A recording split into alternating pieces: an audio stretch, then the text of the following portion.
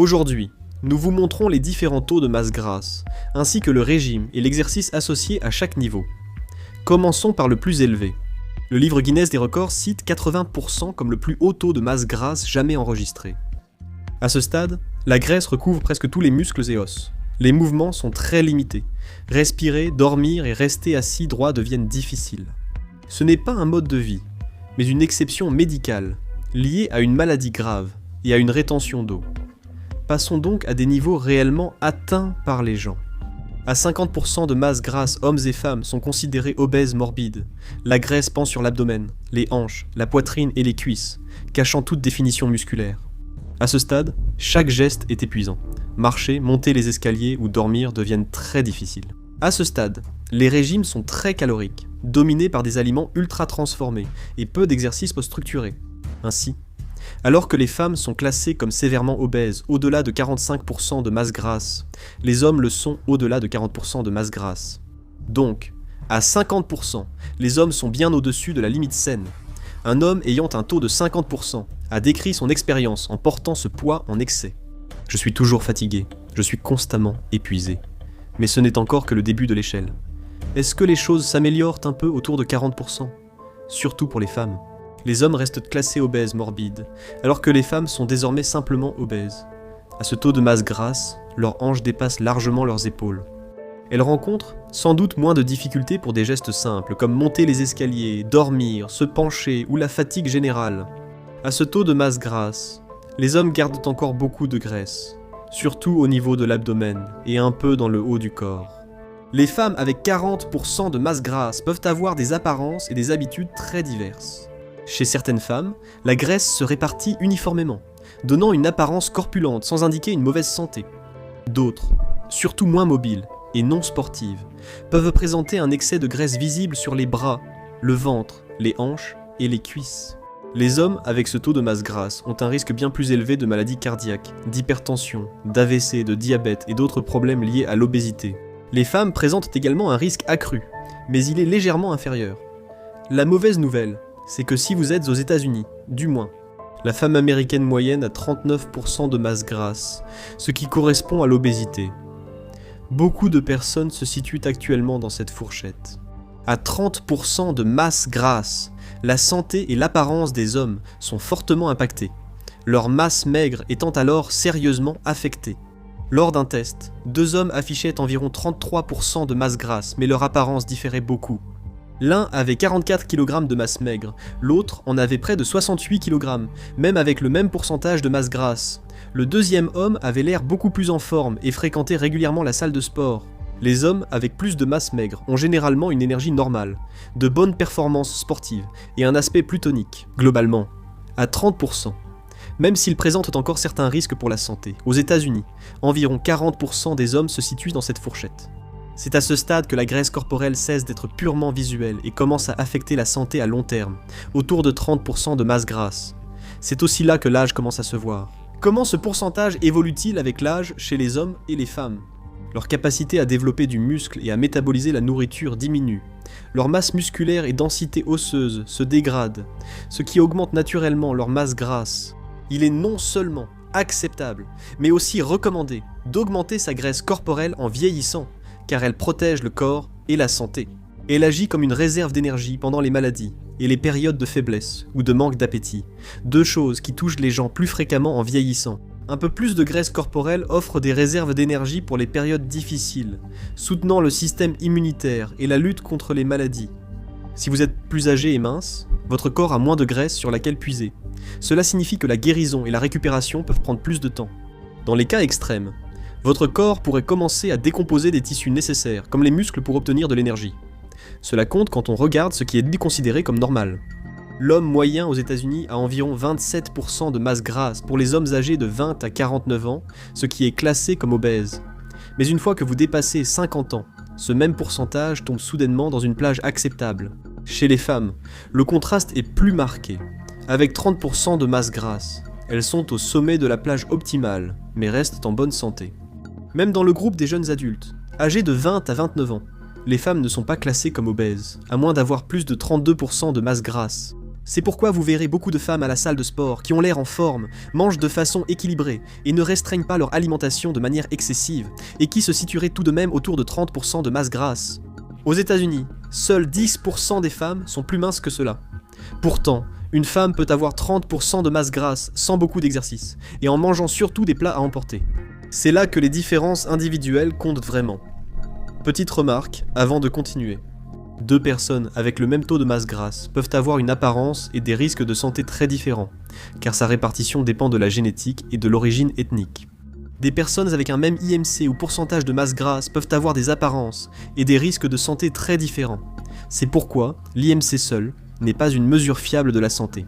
Gardons cela en tête et descendons l'échelle. 20% de masse grasse. À quoi cela ressemble chez les hommes ? Certains hommes ont des muscles définis aux bras et épaules, et une silhouette tonique. D'autres peuvent avoir un corps plus proche de ce que l'on appelle maigre gras, une silhouette globalement mince, avec un ventre et un excès de graisse autour de zones comme le haut de la poitrine et les bras. Seulement 12% des hommes ont ce taux ou moins de masse grasse. Pour certains hommes, c'est la période où ils se sentent le mieux, plus heureux et énergiques, influencés par leurs conditions physiques passées. La génétique est essentielle. Les gènes déterminent en général la fourchette où le corps se sent, paraît et fonctionne au mieux. Cela varie selon les personnes, expliquant pourquoi 2 individus avec le même taux de masse grasse peuvent avoir des apparences très différentes. Une étude de l'International Journal of Obesity montre que des personnes du même âge, sexe et taux de masse grasse, mais d'origines ethniques différentes, peuvent avoir des IMC très variés. À âge, sexe et pourcentage de masse grasse équivalent, les Afro-Américains avaient un IMC environ 1,3 points inférieur à celui des Caucasiens, tandis que les Polynésiens étaient inférieurs d'environ 4,5 points. Ainsi, 2 personnes avec le même IMC peuvent avoir des masses grasses très différentes, notamment les Polynésiens, qui ont souvent plus de graisse à IMC égal. Les groupes chinois, éthiopiens, indonésiens et thaïlandais ont également été étudiés, et ils avaient au tout un IMC inférieur à celui du groupe caucasien d'environ 2 à 5 points. Cela montre des différences génétiques dans la morphologie et l'utilisation d'énergie. L'IMC n'est pas toujours un bon indicateur de santé, car il ignore la masse musculaire et les différences génétiques. La recherche a fini par l'expliquer. Les populations d'Asie du Sud ont tendance à avoir une ossature plus petite et à stocker une plus grande part de leur graisse corporelle en profondeur autour de leurs organes, plutôt que juste sous la peau. Tout cela met en évidence à quel point la génétique influence fortement l'endroit où la graisse est stockée, la quantité que nous en portons, et comment cette graisse se traduit par des risques pour la santé au fil du temps. Et plus on descend sur l'échelle, plus ces différences comptent. À 20%, on appartient déjà à un groupe restreint chez les femmes, car à ce niveau de masse grasse, la plupart ont des abdominaux dessinés et des muscles visibles. La plupart des athlètes féminines ont environ 20% de masse grasse, sauf les gymnastes qui en ont souvent beaucoup moins, ce qui n'est peut-être pas idéal. Un taux de masse grasse de 20% est si rare que seuls 2% des femmes américaines ont moins de 25% de masse grasse. Bien que faible, ce pourcentage reste atteignable par les femmes tout en étant en bonne santé et heureuses. Et, surtout, sans suivre de régime trop strict, tant qu'elles font de l'exercice régulièrement et suivent principalement un plan alimentaire sain. Donc, 20% chez les femmes, c'est maigre, mais ça reste dans une fourchette saine. Ce n'est pas le cas lorsque nous commençons à descendre en dessous de cette fourchette. À 15%, les femmes commencent à entrer dans une zone potentiellement dangereuse. Ici, le corps commence à résister activement à toute perte de graisse supplémentaire, tandis que les muscles paraîtront très définis. Il est généralement recommandé que les femmes ne restent pas dans cette fourchette trop longtemps, généralement 15%. Ceci résulte de l'entraînement d'athlètes professionnels pour un événement précis, selon le type d'athlète. Une étude de Human Kinetics au Canada a montré que les basketteuses ont une masse grasse de 20 à 27%. En moyenne, les joueurs de tennis se situent entre 16 et 24%, et les nageurs entre 14 et 24%. En revanche, les gymnastes ont généralement des taux de masse grasse, compris entre 10 et 16%, et les marathoniens entre 10 et 15%. Ce qui n'est peut-être pas une très bonne nouvelle. Si les femmes restent dans cette fourchette pendant un certain temps, elles peuvent temporairement perdre leur cycle menstruel et constater une baisse générale de leur niveau d'énergie.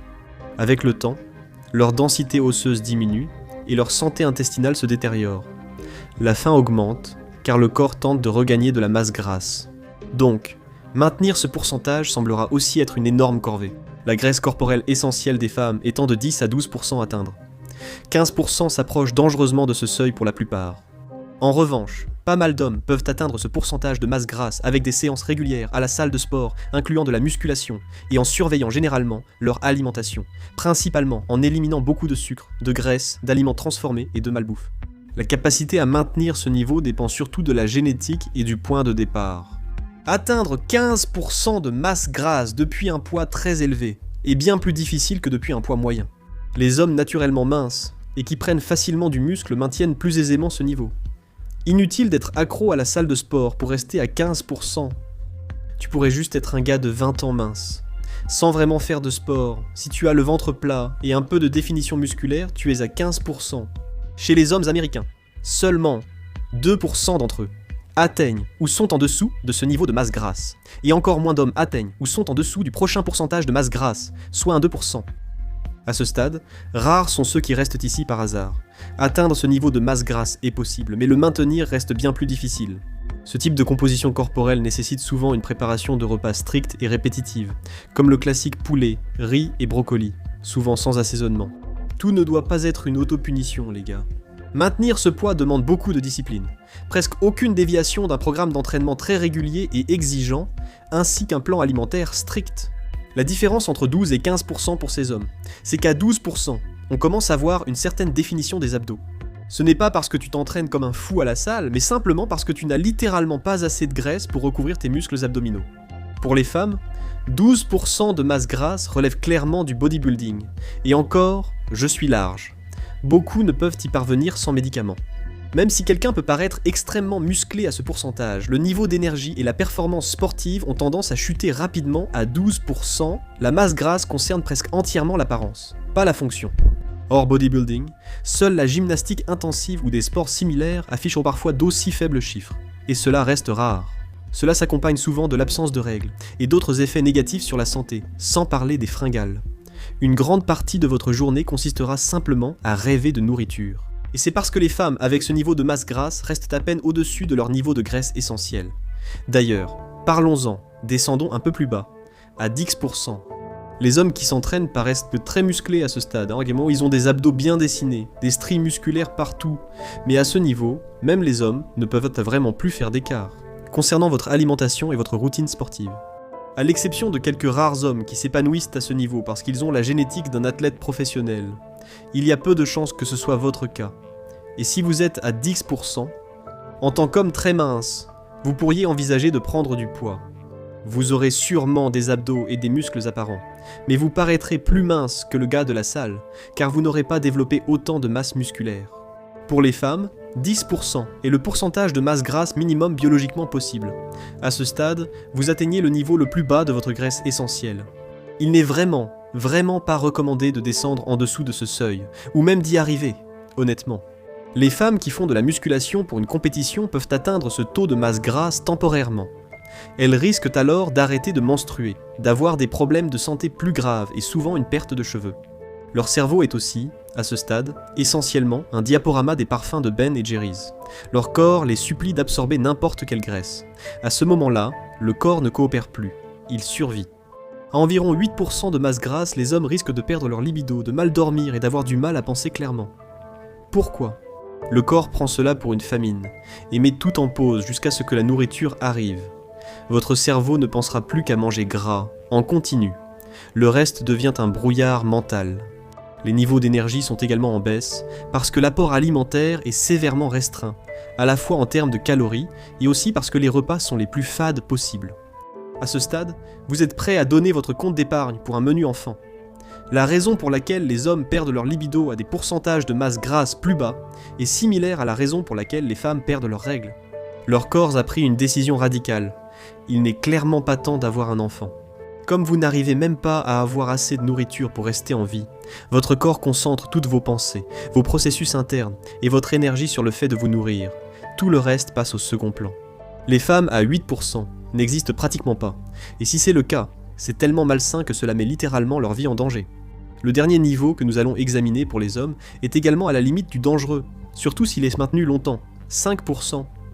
5% de masse grasse est extrêmement difficile à atteindre. Beaucoup d'hommes qui sont descendus à ce niveau ont eu besoin de stéroïdes ou d'autres substances dopantes pour s'en approcher.